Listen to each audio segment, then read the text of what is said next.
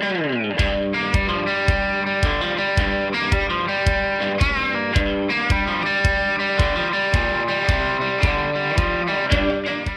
to the Goal Podcast, news and commentary from Gun Owners Action League, your leading voice for the Massachusetts gun owner.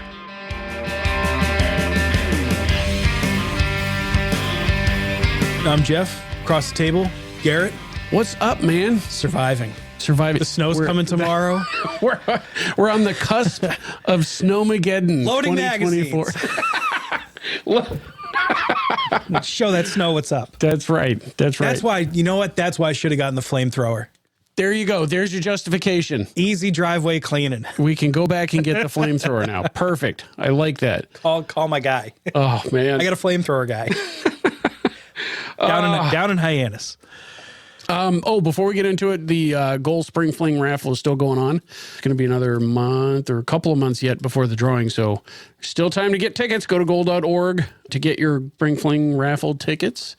Pretty cool swag, so go get them. Go get them while you still can. And later on in the episode, we're going to have Jim Wallace, Executive Director, Gun Owners Action League. He's going to join us to talk to us about the status of the Senate bill. Now that that's in motion. In motion. It's not a done deal because it's not through conference committee yet, right? But it has been voted on by the Senate, and Jim's going to come on and talk to us about where that currently stands. Yeah, busy weeks. Unbelievable. And it was crazy to be in the room that Friday and see kind of how the machine works. Yeah. Incredibly impressive. Yeah. Well, they're doing, like you say, they're doing yeoman's work down there. They're burning the candle.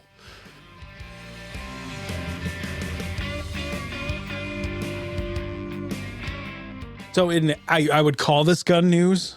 It's something we talked about before, and there's been a development. But Alec Baldwin indicted again. Indicted again the first time. Well, it was like charges and then charges, and then there's no charges, and then now apparently there's charges again. But, when they dropped the charges, they kind of held that they could still maybe perhaps press some charges depending on what they found out in their investigation. Yep. Whatever they happen to find out, they have decided to indict Alec Baldwin again on charges of involuntary manslaughter. Here we go. I mean, Baldwin has consistently maintained he didn't pull the trigger, and he placed all the responsibility on the movie's armorer. This is in relation, just by the way, I know everybody knows this, but this is the death of Elena Hutchins on the movie set Rust. Right. From a few years back. So my read of the whole thing is that they probably went and tested the firearm itself and found that it was functioning as a revolver should. Yeah. So my estimation is that they found that it's not just going off on its own. It didn't have any issues of like hammer push off or whatever. Yeah. Which means more than likely, there was contact. Something contacted the trigger. It was a negligent discharge. I don't think that. Yeah. That's what it seems like. Yeah. And for people who are or who have experience shooting single action revolvers, especially well-used single action revolvers. Oh yeah. Yeah. Those triggers can get real slick, real light. Yep. Real rattly, real easy to pull. I think it might even be possible, and I haven't seen the scene or what the setup was, but I've had gloves on with firearms with really light triggers, and sometimes it's hard to feel that pressure. So that might be a circumstance where I don't think he's lying that he believes he didn't pull the trigger. Yeah. But I think he's perhaps a little unaware of just how light a trigger can be. And maybe you can set it off without intentionally setting it off by having your finger on the trigger, which is one of the cardinal safety rules of firearm safety. Well, the other cardinal rule is that you don't point it at somebody. I remember that one being further up on the list. Well, so in any case, Helena Hutchins was shot and killed. In the movie's director, Joel Souza, was shot and injured. I remember Baldwin giving testimony to the idea that he had it in his hand and he had thumbed back the hammer, and the hammer had slipped forward, or he was trying to decock it or something like that. I don't know. I wasn't there. I don't know. Everybody's going to have a version of the story. And frankly, like one of the things you learn if you watch any like courtroom dramas or anything. Yeah. Firsthand eyewitness testimony isn't always that reliable. So what you remember, what you think you were doing versus what you were actually doing, who knows? Yeah. Now, if convicted, now Baldwin has pled not guilty. Of course. And his attorneys have been very clear that they're looking forward to their day in court. They're not trying to dodge, hide, make deals or whatever. But if convicted, so he could face up to 18 months in prison. I think that's probably not going to happen. He is not even if he got convicted. Even if he gets convicted, which itself is a long shot, he's not going to spend any time in jail. Probably not. No. It always begs the question in any kind of circumstances, who ultimately holds a responsibility? And especially for something like that. Look, What real training and experience does he have? What real training and experience does the armorer have? Who ultimately, at the end of the day, says the buck stops with me? And so the armorer, by the way, is facing her own set of charges. Oh, absolutely. And so is the assistant director, I believe. But yeah, so who owns the ultimate responsibility? Yeah. I mean, to me, the buck always stops with the person holding the gun. If then you're going to supply, I know, you're like, this person doesn't have the experience, it's ultimately up to the armorer, and I get that. But if you're an armorer who's going to put a gun into somebody's hand, it's incumbent on you as the person who knows to make sure that they know. Yeah. So, unfortunately, I hesitate to say what I would do in that situation because I've never been in that situation. I've never been indicted by a grand jury. I hope never to be in that situation. I would hope that, someone would take that responsibility. There seems to be a lot of finger pointing, which to me is like, it doesn't help rectify this to prevent this from happening in the future, other than just to say that you have to treat firearms with respect. Absolutely. And I think this is a case where, when we talk about accidents as based out of ignorance or carelessness, I think this falls into the carelessness category. Agreed. I think it was, a lot of people that probably technically knew better, but they're having fun out in the desert. We're gonna get too familiar, too comfortable, too this, too that. Go shoot some beer cans, and then yeah, right. So really tragic outcome for that whole update thing. On that story. Yeah. I'm sure more's coming. We'll see how that goes on. So Hawaii, have you seen this one? Hawaii says that the spirit of aloha outweighs the Second Amendment to the Constitution. I love this one. Yeah, we have traversed to the full-on opposite side of the United States. All the way over there. But Hawaii, they say that, their vibe is more important than your rights, whatever that vibe may be. Right on, man. So let's brief rundown. DC versus Heller, right? We've heard this name before. The Second Amendment protects the individual right to keep and bear arms. Bam. McDonald v. Chicago. The Second Amendment right to keep and bear arms is applied to the states. Bam. NYSRPA v. Bruin. The Second Amendment right to keep and bear arms also applies outside the home. That seems to me to cover pretty much every situation. I don't argue with any of those Inside the home, statements. outside the home, and by the way, guess what? The states have to respect that constitutional right. Yeah, that's part of the gig of being one of the states. Unless you have to sign on to that whole, you can't just decide that people don't have rights in your state anymore. And unless, apparently, you're Hawaii, because Hawaii thinks that all of these things are wrong. Yeah. On February 7th, 2024, the Hawaii Supreme Court ruled that the Second Amendment, unlike, by the way, all the other enumerated rights, right? They want to say that it's actually not an individual right, but a collective right, where we heard this before, that only applies to state-sponsored militia service. What year is this? This is the DC versus Heller case. Right. To the word. What year is this? I mean, that was argued, 14 years ago now? Yeah, it's been a minute. All right. It stems from a criminal case. One Christopher Wilson was arrested back in 2017 for carrying a .22 pistol in his waistband for protection while hiking, he says. Prosecutors in Maui charged him with possession of a firearm without a license to carry, a license which is pretty widely recognized as all but impossible to get. Yeah, that license, even post Bruin, the process exists on paper, but it doesn't exist. They had an entire press conference about the one license that they issued. Yeah, I remember that. They're doing a photo op. So proud of themselves for issuing this one dude's license. It's if you're if you're proud of the fact that you signed one license, that's not the right message to give. But after Bruin came down, a circuit court judge dismissed Wilson's charges with prejudice. Yep. But the state fought back, which I did not know that when a charge was dismissed with prejudice, the state could just say, you could just do that. We're just going to keep going. But under the argument but under the argument that Bruin doesn't prevent states from requiring a license to carry. The judge, True, but yeah. the judge refused to reconsider, so the state appealed to the state Supreme Court. So the judge said, no, No. already ruled on this No and no. with prejudice, which means, you know, Yeah, there's no coming back. Yeah. And they said, but. So Hawaii's Supreme Court, the unanimous decision, it's an interesting collection of rationalizations. They argue, among other things, first that the Hawaii Constitution, the state Hawaii Constitution that was adopted in 1950, the text, history, and tradition Of their state constitution doesn't support an individual right to keep and bear arms.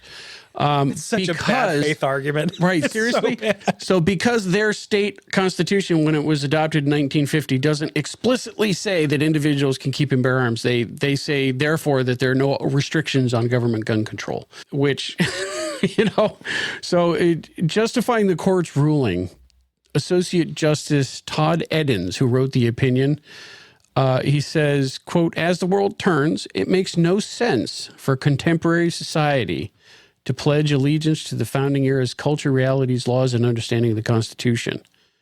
The thing about the old days, the old days. Oh, my God. Okay. That quote, by the way, is quoting one Slim Charles, who's a fictional drug enforcer from the TV show The Wire. Oh, great. Not some, Let's start doing legal precedent with pop culture references in it. not some constitutional scholar, not some, learned lawyer, but no, a fictional drug enforcer from a TV show. This is who we're taking inspiration from. So even if history is important at all, the ruling argues that Hawaii's history of arms regulation fits with the Bruin ruling. I love this one. And they used as an example a royal decree in 1833 by King Kamehameha III. okay, I used to live in Hawaii. I'm glad you could say that. I used to live in Hawaii. King Kamehameha III. That said no person on shore could possess a knife, sword, cane, or other dangerous weapon on pain of prison time or lashing. So that's their text, history, and tradition right there. The modern state Supreme Court found that this decree reflects the spirit of aloha, quote, which inspires constitutional interpretation. So I wonder if they're really thinking about hanging their hat on the fact of like, they weren't a state when the Constitution went into place, therefore it doesn't apply to them? It kind of sounds that way. And like they're going for okay, so Hawaii, some context. There's always been I think there's always been movement in Hawaii. Tension between Native Hawaiians and then absolutely. Ever since, right. mainland America. Yeah.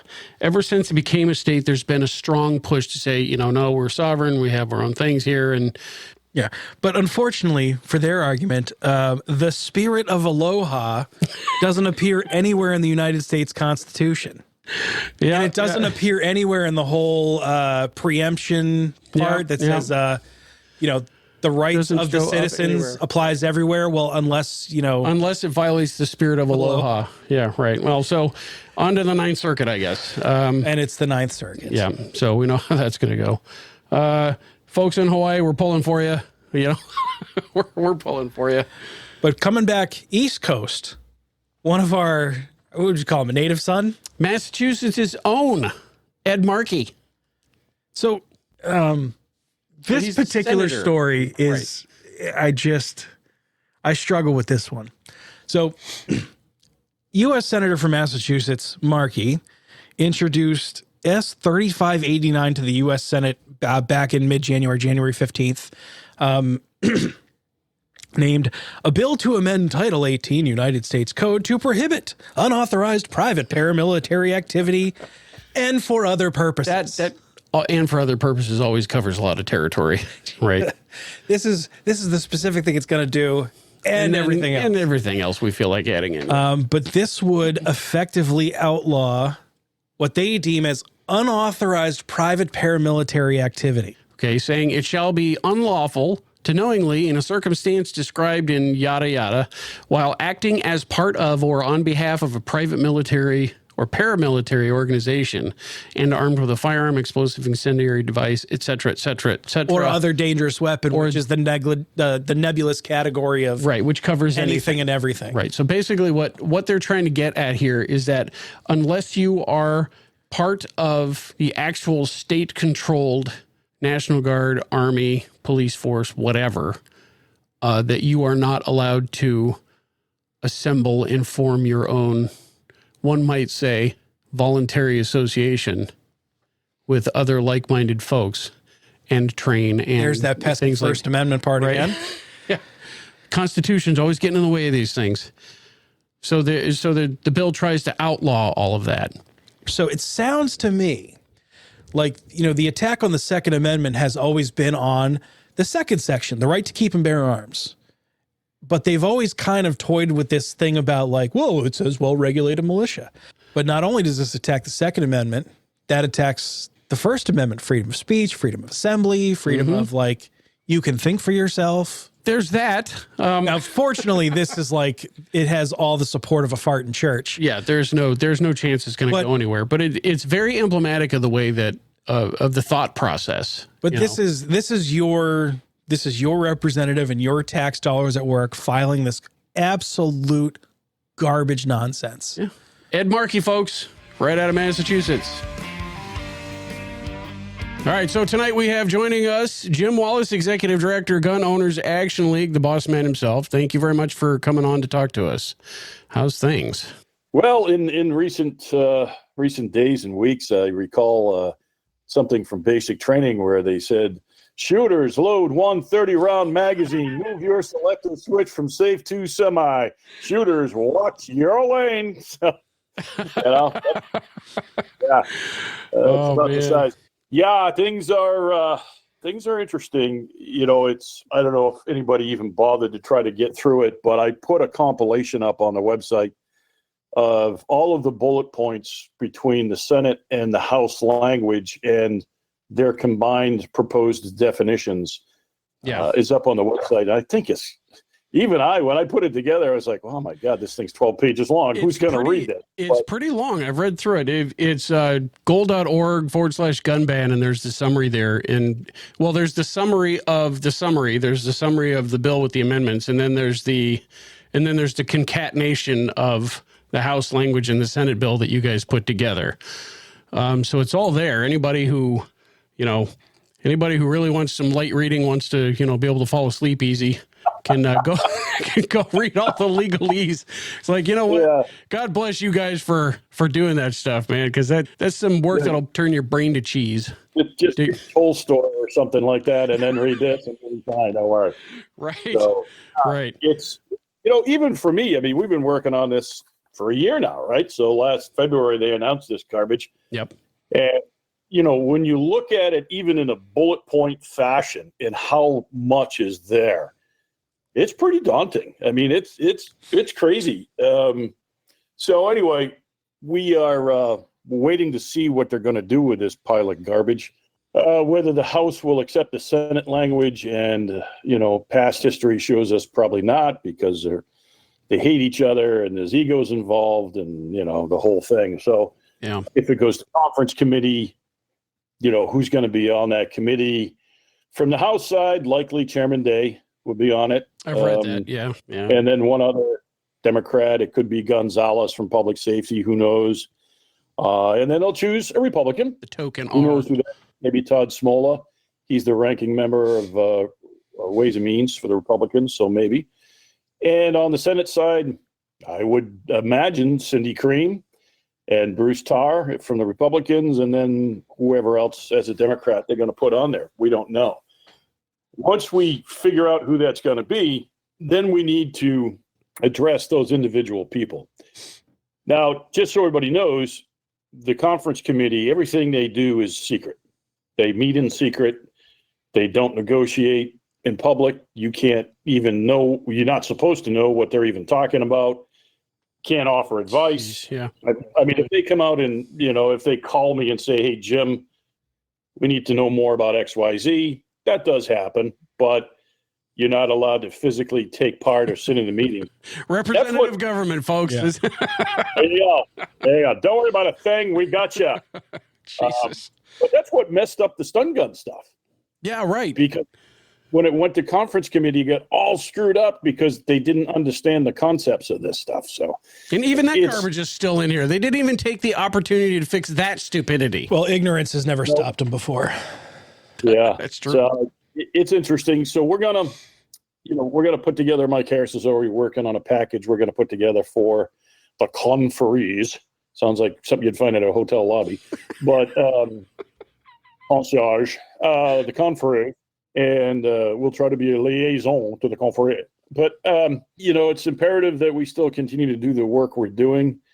It was a tactical decision, if you will, not to file amendments in either one. Yeah. Whether it's the House or the Senate. And we did that for several reasons. We certainly didn't take that decision in haste. It was a conversation over a period of time where we just said, listen, there's no fixing either one, really. Right. The Senate, it was interesting because when the Senate passed what they passed after hours and hours of backroom dealing, the media and even just general people said, hey, were you able to voice your concerns to the Senate about the bill? And I said, oh, absolutely. Yep. It was even though we hate the bill that came out, it was a much better process. Senator Cream's office, open door policy. We could walk in, chat with her staff anytime. We have a good relationship with her. We don't agree on probably anything, but, other than, it might snow tomorrow. That's probably what we'll agree on. A little bit of professional courtesy goes a long way, doesn't it? Yeah. Yeah. So, but, that's my job. My job isn't to scream at everybody because that's completely ineffective. So, yeah. But the problem was, I said, yeah, we were able to voice our concerns, but what we didn't realize was what our concerns should have been, because we were voicing concerns about what the House did. And then when the Senate language came out, there was a whole new set of concerns. So, it's like going to the doctor for, cancer, and then you go to the doctor for the cancer and you find out you have heart disease. It's like, damn it. Like it still sucks, but it's a different kind of suck.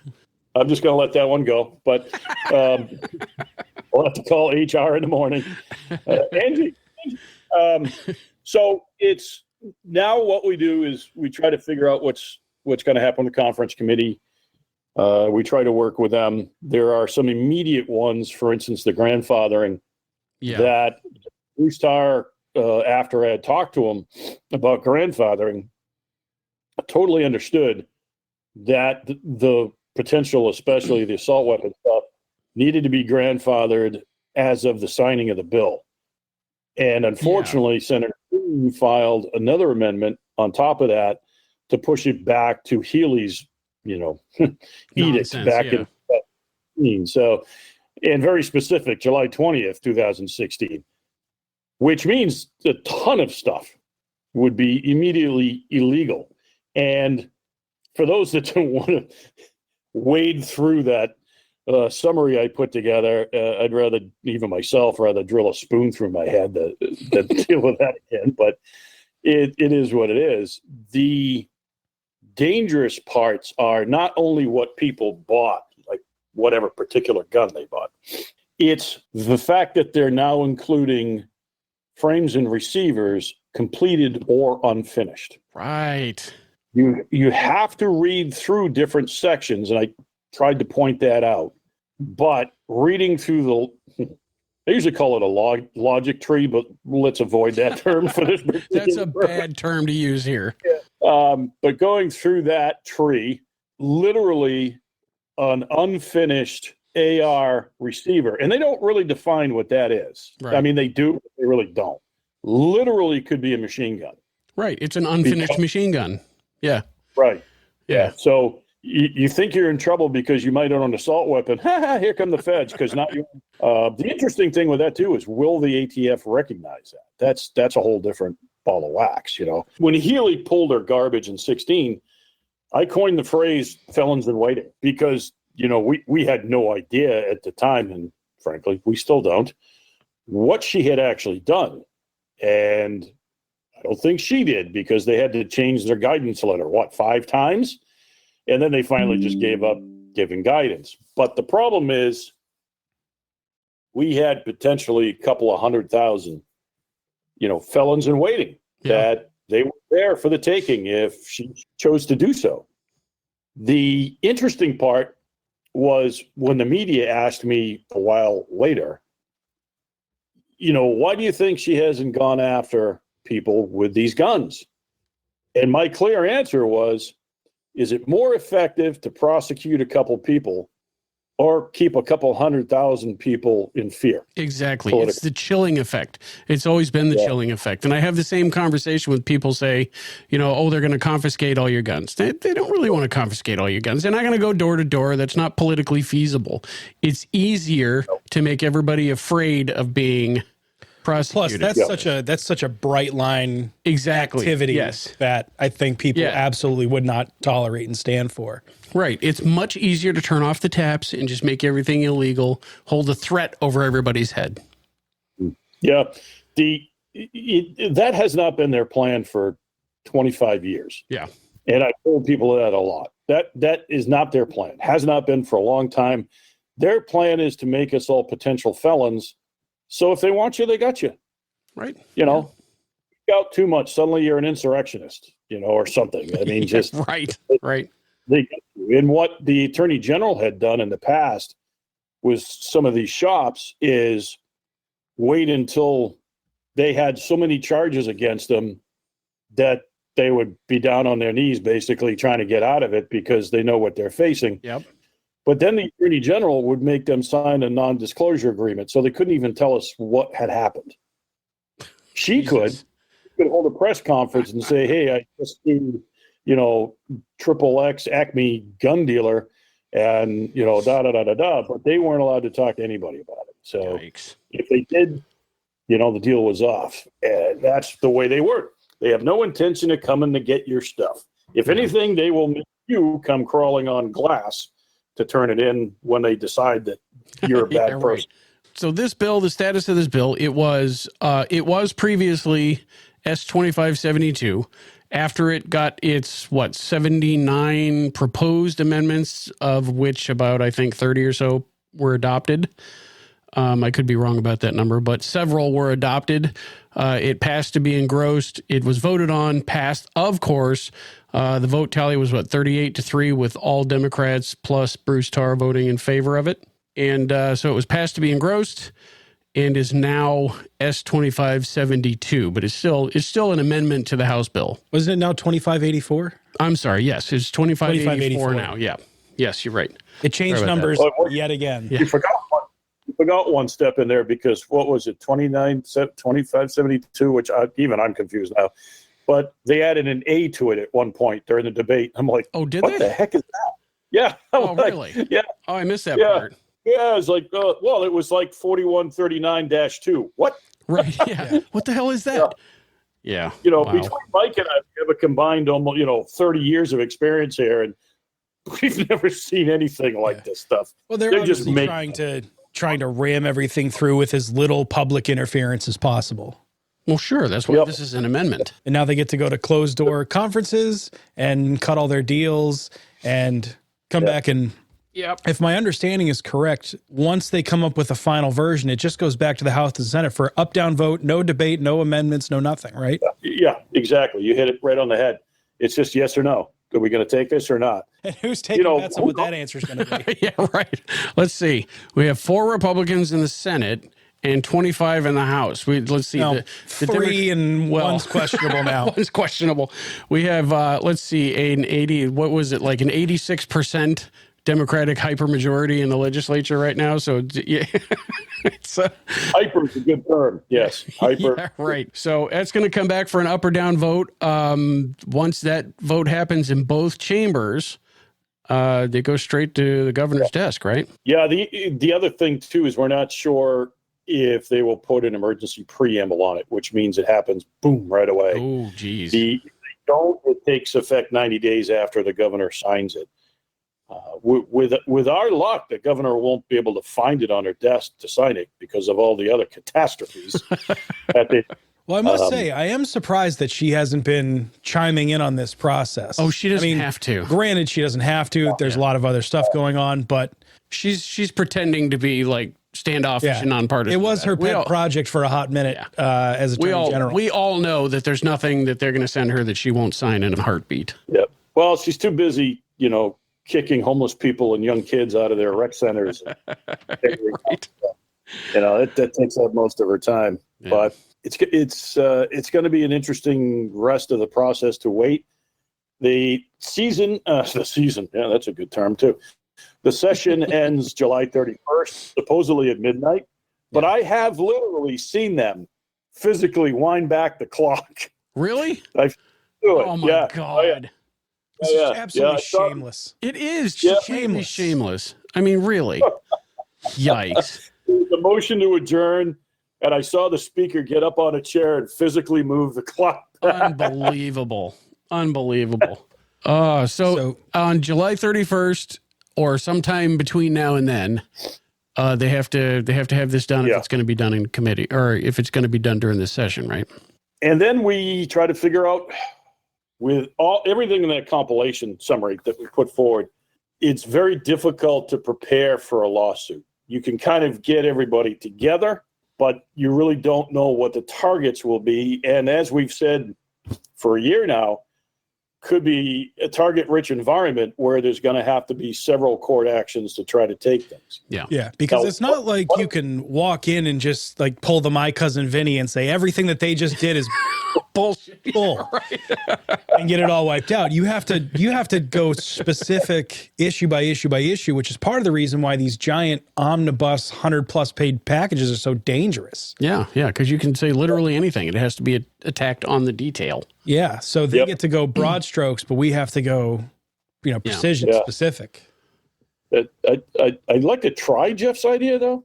Can we at least try? Everything he said is bullshit. So, Jim, does that mean that you're prepared to say, we heard it here first on the Gold podcast that there's going to be some kind of legal action after all this stuff comes down? Yeah, we're a lot of discussion, obviously, with you folks, the board of directors and staff and everybody else. It appears that in the near future, Gold may change its footprint a little bit and actually start getting into the litigation directly. There's so much going on nationally. I mean, how many cases are still in the pipeline nationwide trying to get to the Supreme Court on Second Amendment stuff? Yeah. A ton of them. So we can't necessarily count on anybody coming to our rescue. So we are already talking with a law firm that deals with cases going to the Supreme Court. They are currently working on the Maryland case, the New Jersey case, others around the country. So they know what they're doing. And, you can't, Jeff, you can't use My Cousin Vinny. I had a member going, why did it cost so much money? I got a cousin that's an attorney. He'll do it for free. Well, you can't use the injury lawyer cousin, My Cousin Vinny, to bring something to the Supreme Court. There's a lot more to it. And a lot of people wouldn't realize, and why should they? The Supreme Court, you actually have to be certified by them to argue. Yeah, that's not a... Yeah, they don't just let anybody. It's not an open door. Yeah. No, thank God. Because here comes the kilt and the blue face paint. And people have to understand that the case has to be, you have to be very, very careful about what part of the law you attack, how you attack it, and who is involved in that case. Because if it doesn't go in your favor, not only did you not win, you just set yourself back even further than you were before. Set bad precedent. And you spent a whole bunch of money to do it. So it's a real... it's not something to be taken lightly. I know everybody loves to say, well, just file a lawsuit. It's like, no. We specifically did not file another action on the Massachusetts assault weapons ban for very good reasons. Yep. And we actually spelled those out and put it on the website, I don't know, last year sometime, because we are coordinating with a ton of people around the country. They begged us, and I agreed, do not file another action in the First Circuit Federal Court. You're going to lose. Yeah. And now we've got more bad precedent. Meanwhile, we got these other AW and magazine things in the pipeline already. The court has sent them back to be reheard under Bruin. Yep. So really, I mean, you'd be throwing a bunch of money at something that's already being done. And can cause, like Jim was saying, if we set bad precedent here, that's something that can be drawn on. Exactly. So there's reasons to not file a lawsuit. It's chess. It's not checkers. Right. Yeah. Right. It's like a combination of chess and Stratego. Stratego had the landmine pieces. Oh, that's right. Yeah. Right. Don't land on that. Yeah. Right. No. So it's imperative that we coordinate with as many groups as we can around the country, because there's a few of them that just want to be the first, and they always mess up the waters, and then somebody has to jump in and fix it. So we're going to be very specific about what we go after, and it's going to take a couple of years probably, unless something else great happens between now and then. There's also a lot of things in the Senate bill that draw the average 2A community person into the industry definitions.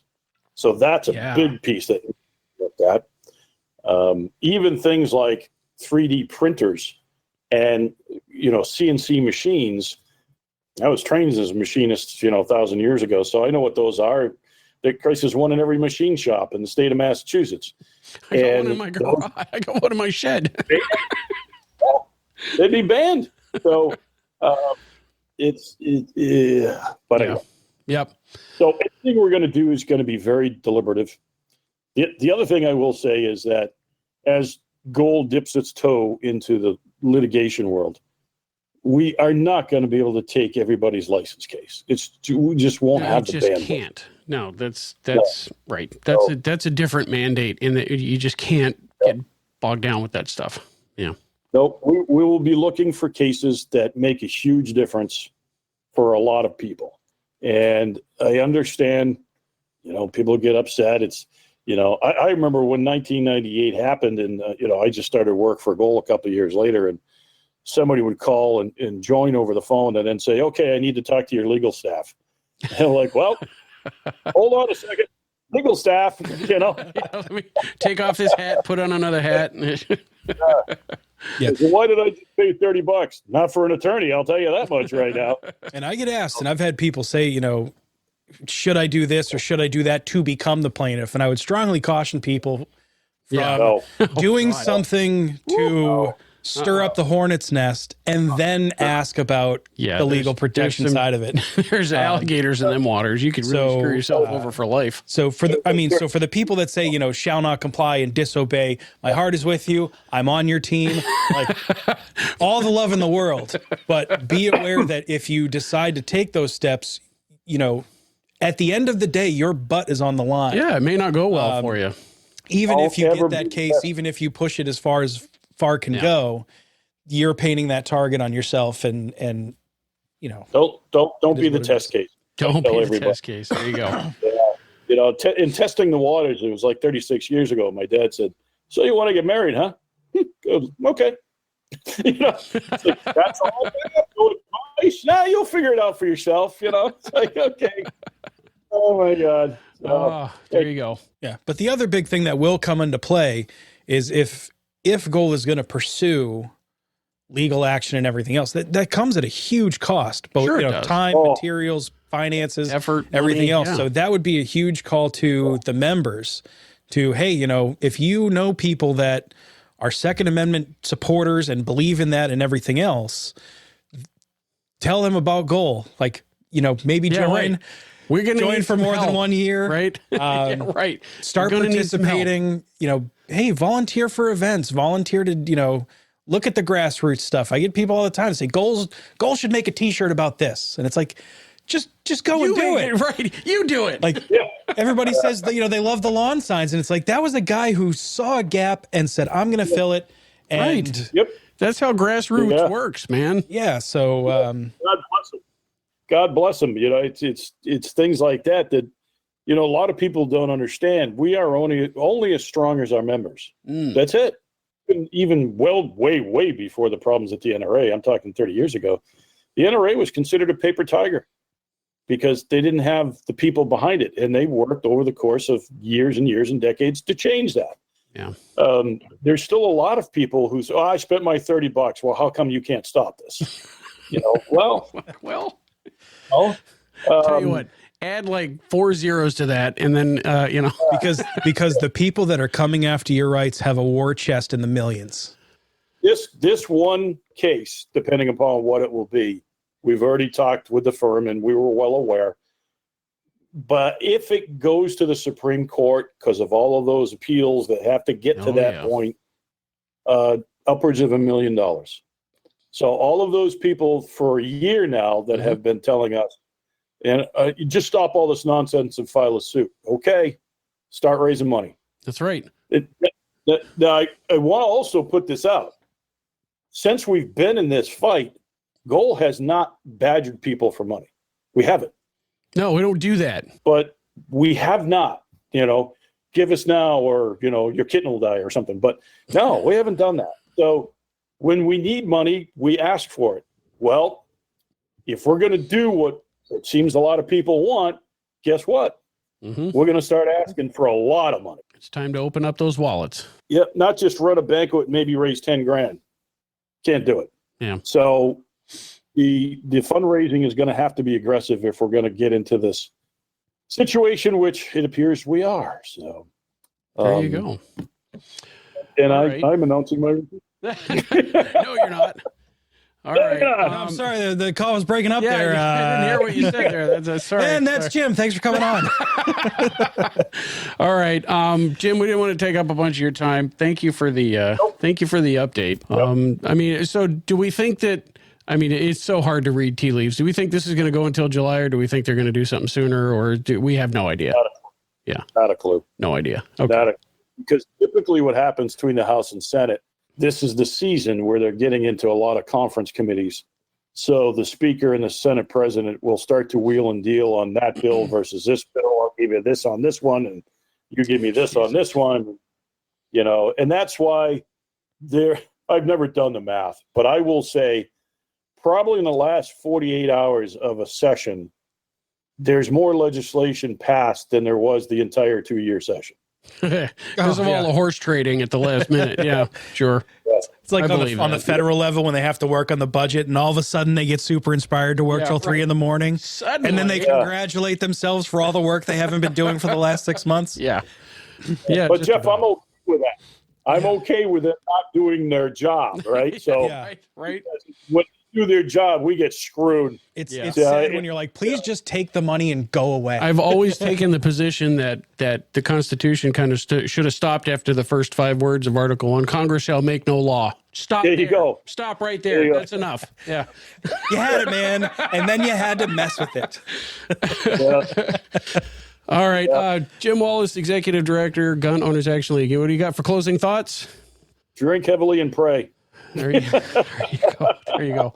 Hey, can't thank you enough for coming on. Can't thank you enough for all of the hard work you do. And I know you guys are burning the midnight oil at the office, getting this stuff cranked out as much as possible. I know just doing that concatenation of both bills must have been a heavy lift.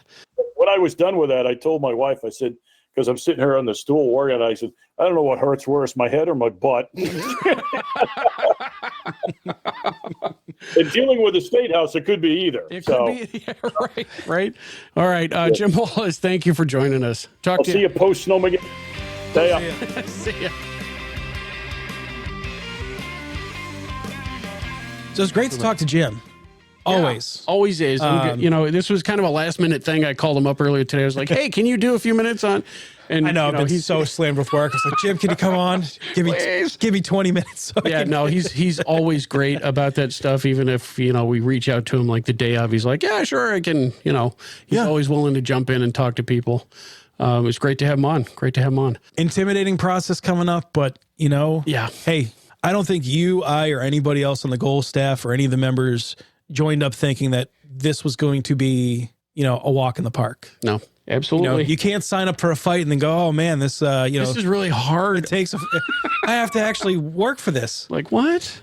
All right. In other news, in semi-fun news, SHOT Show 2024 happened. I was gonna like put something together a couple episodes ago, and then the circus came to town, and we were But it seemed rather quiet, which to me says it was more of like a normal industry event. Yeah, it kind of was. I mean, there was some interesting stuff that came out of it. So SHOT 2024 took place in Vegas over January 23rd to 26th at Caesars and at the Venetian Expo Center. As we know, it's put on by the National Shooting Sports Foundation, which is the firearms industry kind of, trade organization. This year, they debuted a new archery pavilion. Right on. Right? Sounded interesting. Launching things through the air. Right? There's something visceral about sending an arrow through the air, like the ancestors did. Oh, yeah. Right? Thump. And then the smack when it lands. It's, and all kidding aside, for the people that are into firearms, getting into archery is a great discipline. Oh, absolutely. And arrows are reusable. Usually. So you can go down, get them, bring it back, shoot them again, shoot them over. As long as you can find them. As long as you can find them. I've buried more than one in the backyard, and I have no idea if we're ever going to see them again. I've lost a few. New products. I picked out a couple of interesting ones that I saw. HoloSun, the DRS NV. This is digital night vision red dot. Think about what that means. It's a red dot digital night vision with thermal overlays for your nighttime red dot shooting needs. Yeah, I saw a video on this. It's the amount of technology that they are packing into very small systems. Dot. Yes. And not just packing that kind of technology in, but packing it in such a way that it kind of has that ruggedness. Mm-hmm.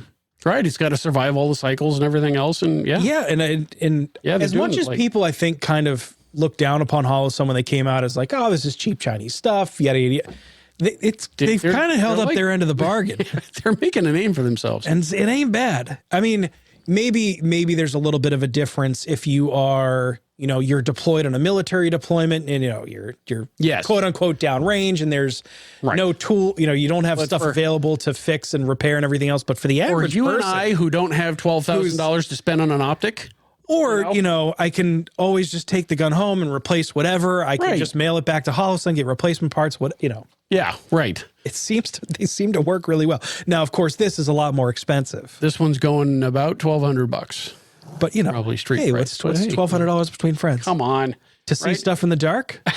So back in 2017, a pistol was debuted at SHOT Show by the name of Hudson H9. Its company, Hudson, eventually declared bankruptcy in 2019, a couple years later. When that happened, Daniel Defense bought up their patents, and they revamped the design for the Hudson H9, and it has been reintroduced this year as the Daniel Defense Daniel H9. So it's a 9mm striker-fired pistol. It's actually real nice. Got a nice low bore axis, really ergonomic. The Hudson H9, when it debuted a few years ago, kind of made a splash. And it was really kind of unfortunate that Hudson went under after that. But Daniel Defense picked it up and went with it.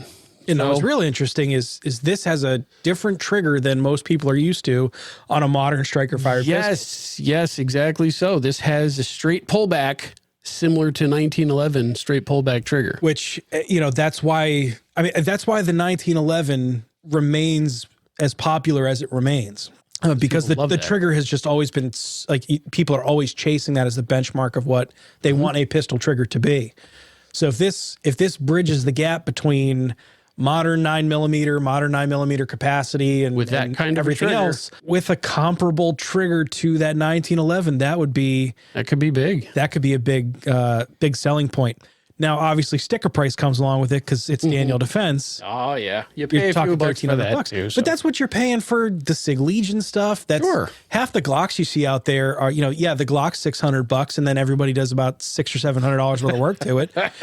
So it's not uncommon that much, to see, a Glock pistol that someone has $1,300 invested in, or Canik or whatever. Yeah. So very interesting. I'd love to get my hands on one. If anyone from Daniel Defense is listening, that would it is a real nice looking gun. Take a hack to test their gun out. So you're gonna like this one. This is Canik TTI Combat. This is a collaboration between Canik and Terran Tactical. Well, Terran Tactical just I know. they Gucci the hell out of anything. Think about Canik and what they're known for. They actually do really nice pistols, but they're on the lower price point, right? And then on the other hand, you have it's Terran Tactical. Which they do like the more The other of a, end of the stuff. other end. So what you have here is like Terran Tactical stuff, but at like a Canik pistol platform and price. I mean, the gun's going to come in sub $1,000, which is pretty good for something with the TTI name on it. And yeah, Canik has been good. It's always been kind of I think of it as a hipster brand, you know. They're actually, you know what, for being a not really expensive pistol, they're actually real nice. But truthfully, I don't think I've ever seen someone go from like a Smith, a Glock, a Sig or whatever, shoot a Canik and go, I didn't like that gun at all. They're great guns. But Smith, Back to the Future. I mean, so I'm going to say I appreciate this from a certain place in my heart. Yep. Smith & Wesson is coming out with a lever action rifle. Yep. It's their 1854 lever action. They're doing it in 44 mag. Yep. Which means 357 is around the corner. Yep. Yeah, that'll be next. Yeah. But you can get polymer stocked version.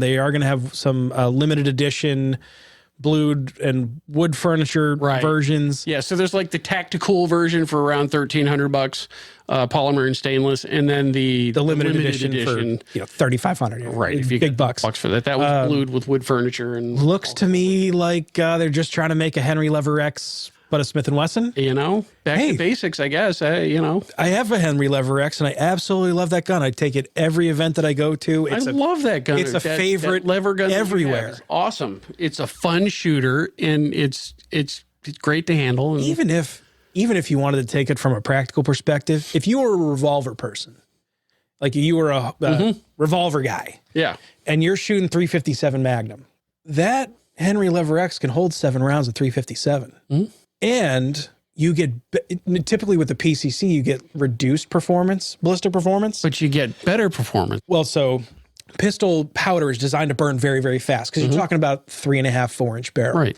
So typically on a PCC, the powder has burned and given it everything it's got. Oh, so you're already losing speed by the time you get down to the while that bullet's still in the barrel. Now, revolver cartridges are designed with a little extra oomph because there's places for gas to escape.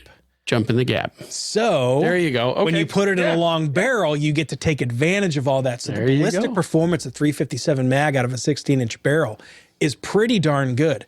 So if I was going to go and think of like the PCC home defense setup and I was already a revolver person shooting 357 mag, or you just like that classic vibe, that might be an option. 7 rounds of 357 mag. And it's, even though it's a 16-inch barrel, it's a really short package. Overall, short package. These are coming with M-LOK slots already on them. So you can attach, you could pop a light on there, no problem. The receivers are coming drilled and tapped, so you can pop a red dot on there, no problem. You could throw that new Hollow Sun on there. And you could have a hell of a little home defense setup. Pretty decent little gun right there. With a firearm that's a manual action, so it's not subject to any of the assault weapon nonsense or whatever. So it's something that's very permissible in a variety of environments. I don't know. Might be an option. Might be an option. For someone who I love the modern technology. I do like the lever. If you were going to go with that, it might be a pretty cool choice. That is pretty cool. All right, Tommy Belt. You familiar with Tommy Belt? No. Kind of a boutique gun maker. They've made a name for themselves recently for picking off H&K, the submachine gun clones.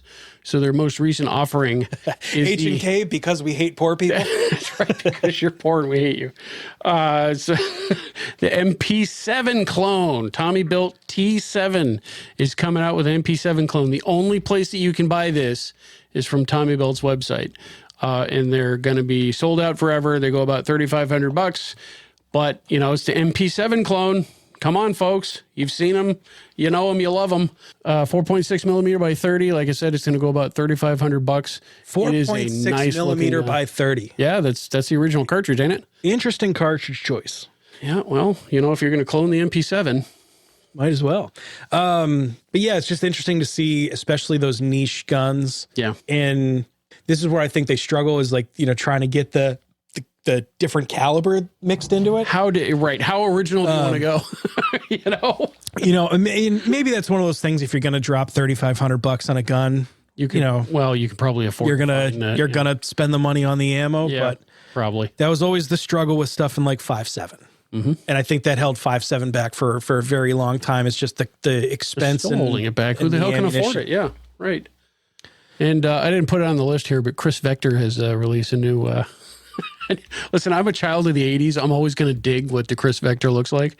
It's just one of those things, But that's a product of, form following function and trying to innovate something radically different. It was really right. The recoil system on there really is, really innovative. But you either love it or you hate it. Everyone I know that owns them loves them. Well, sure. Who would? But then you wouldn't buy one if you hated it. Then that begs the question of like, if you spent all that money, would you just convince yourself that you love it? That's right. I love it. I never shoot it, but I love it anyway. But that is one of those guns when like someone shows up in a class, you're always kind of eyeing. It's like, I'd like to shoot that thing. Yeah. Let's see what that's about. So other news from SHOT Show 2024, they inducted some new people to the NSSF Hall of Fame, which they just instituted the Hall of Fame a few years ago. I think it was 2020 or 2021. This year's inductees, Dan Goebel, his years are 1935 to 2023. He's a former president, CEO of Browning, and a past chair of the NSSF Board of Governors. Also, Bob Morrison, former CEO of Taurus. And I don't know if you know who this guy is. He might be a little old for you, but I remember seeing him on TV.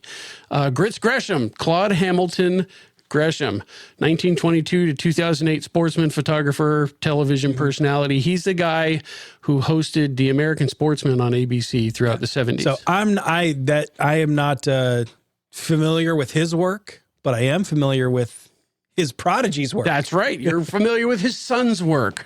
He's a father to Tom Gresham, who's the host of Gun Talk. This guy, Grits Gresham, by the way, was the interviewer who originally broke the story that Ronald Reagan, a million years ago when he was a young radio announcer, saved a woman from a mugging in Iowa, I think, using his Colt pistol. He had just received, I'm pretty sure it was in 1911. He had just received it as a gift. Didn't even have ammo for it. But this lady who was a nurse was being mugged under his apartment window. And he heard her say, like, just take the money and, leave me alone. So he stuck his 1911 out. It's Ronald Reagan. Stuck his 1911 out the window. He's like, you can just leave her alone and hit the road, get going. And he, went downstairs or escorted her across the street to the hospital that she was working at. And years later, the woman corroborated the story. She didn't know it was Ronald Reagan, but probably there was this guy. Sees the guy on TV. Go, hey, that's the guy that. Right, I know that guy. But that story was that was one of those anecdotes that came up during Reagan's presidential campaign a few times. I don't know. I think it's a cooler story than Corn Pop. But yeah, well, and this one has the actual part about being true. Right, there is that feature. Yeah. Last but not least, special mention to Steve Hornady, president of Hornady Manufacturing. NSSF presented him at SHOT Show the Ken Sedlecki Lifetime Achievement Award. Props to Steve Hornady. Props to Hornady in general. They've been a huge friend of Goal. Yeah, and I mean, for me, it's like I've always liked their products before I ever joined Goal, and then finding out about this is one of the companies that actually really does support the Second Amendment. Absolutely. Like I get the business side, but believing in the mission's kind of, important to me too. They support us. They support Goal. They support gun owners across the country. It's like a really solid company. That's a company where it's like, even though they their products aren't cheap, it's a premium product and everything else. I think the product delivers, and I'm happy to spend my money with a company like that. Yeah. So shameless plug for Hornady. They're not even giving us free stuff for the podcast, although we would accept it. Some Hornady Black double-aught buckshot would be real nice. I got a case of that at home. There you go. No, it's great. Really, props to you, Steve Hornady, and to the company. That's cool.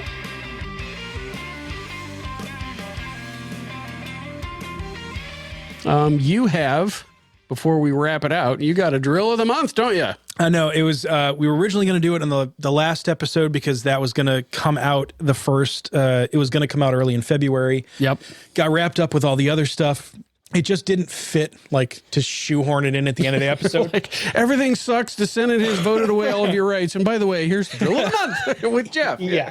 It was a little like, it just felt like ham-fisted to shove it in there. But before we get into this drill of the month, so we finally got the video from the previous drill of the month released. Yes. It's kind of an experiment. It's a little like side project that I decided to give a whirl. Stop talking about it. It looks great. It's on the YouTube channel. Well, so just one of those things, like, I'm happy to accept constructive criticism. If that's the kind of material that people want to see, or whatever. If you want to, trash me for shooting good, shooting poorly, I don't care. But yeah, if that's if that kind of material helps people understand the drill or replicate it or do it on their own, then cool, I'm happy to do it. Yeah, so that is posted now.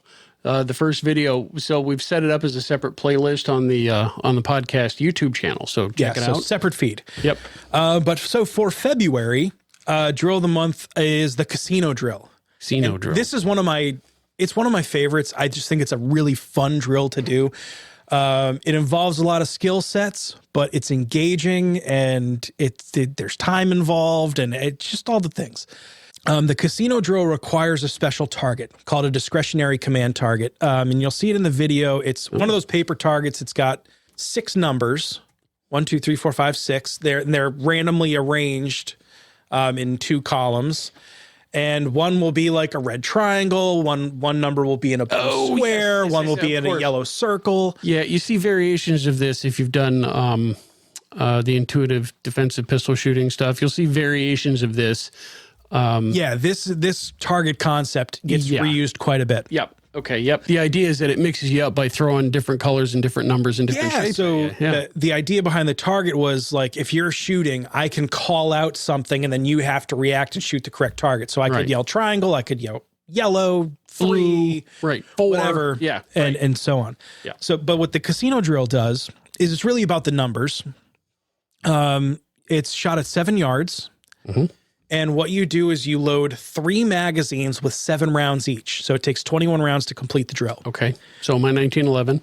That way it works for 1911s. It works for shields. If you have a 7-round revolver, you can run speed loaders. But what you do is, you get your shot timer, and when the shot timer beeps, you fire 1 round into the number 1 shape. Okay. 2 rounds into the number 2. 3 rounds into number 3. 4 rounds into number 4, 5 rounds into number 5, 6 rounds into number 6. With reloads. Reloading as necessary. Yeah. Oh. And because it's mixed and matched with 7 rounds or whatever, you get these reloads in really awkward spots where you get 1 round on that target, then you got to reload and get back to the target. And you got to go, wait, did I shoot 1 or 2? So okay. You're drawing.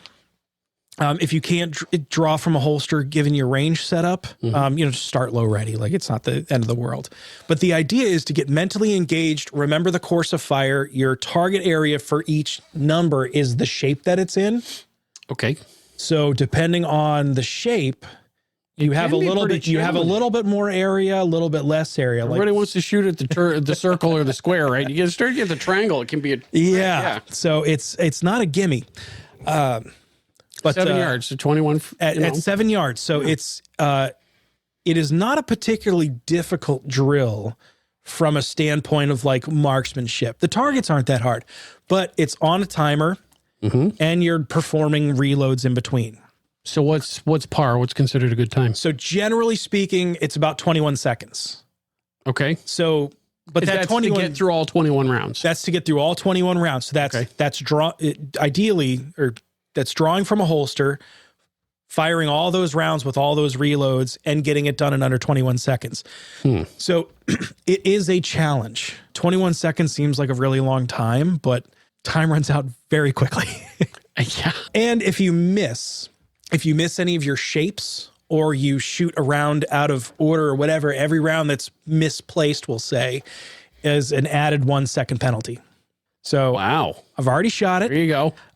Currently working on the video. I think I have most of it cut together. I just have to do like a little bit more work. So hopefully that will be out soon. All right. Give us your details next time, right? Give us your score next time. Yeah, I can do that. Let people work on it. Yeah, it's a challenging drill, but a fun drill. You can go do it with your friends, compete. If you want a little bit of an extra challenge, Yeah.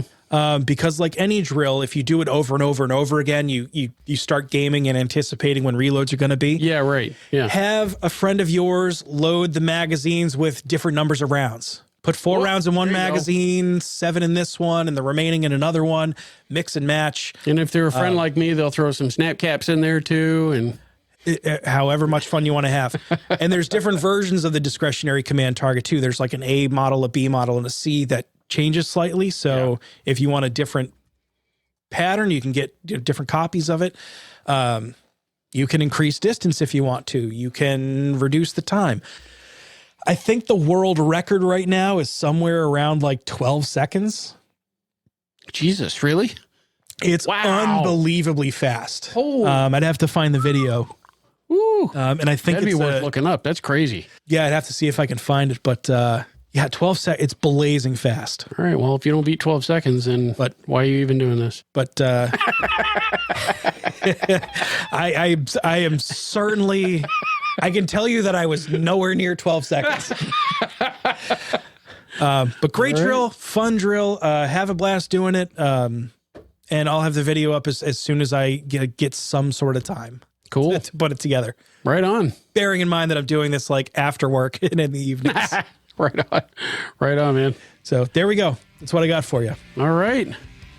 Then I think that's it. Wrap us out of here. That's it for today. Thanks for listening in. Be sure to subscribe to the Goal Podcast and check us out at Facebook, on Facebook at facebook.com/Goal Podcast MA, or on YouTube at the Goal Podcast, or on Twitter at Goal Update. That one's complicated. Mine's easier. To join Goal, visit goal.org and click the Join Renew button on the top of the homepage.